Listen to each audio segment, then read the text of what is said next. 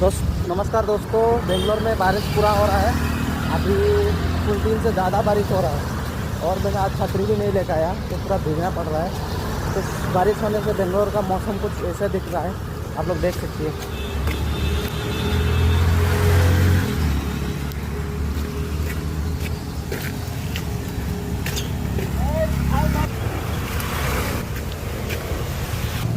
तो इस तरह वीडियो देखने के लिए आप चैनल को ज़रूर सब्सक्राइब कीजिए, क्योंकि मेरा जो चैनल है अभी 8000 होने वाला है।